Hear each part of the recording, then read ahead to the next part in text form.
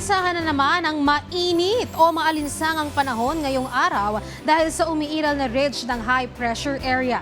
Samantala, nananatili naman sa labas ng Philippine Area of Responsibility ang bagyo na may international name na Sinlaku. Ang detalye alamin natin kay Pag-asa Weather Specialist Glyza Esculiar.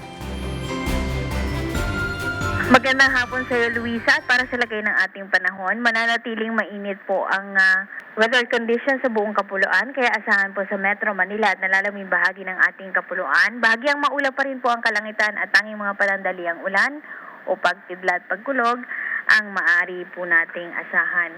Ang tinatayang heat index po sa Metro Manila ay nasa pagitan ng 38 to 42 degrees Celsius po ang pinakamataas. At 42 degrees Celsius din po ang inaasahang heat index sa Cavite, maging dito po sa Maguindanao at Agusan del Norte. Meron po tayong minomonitor na sama ng panahon sa labas ng Philippine Area of Responsibility, ang Severe Tropical Storm Sinlaku.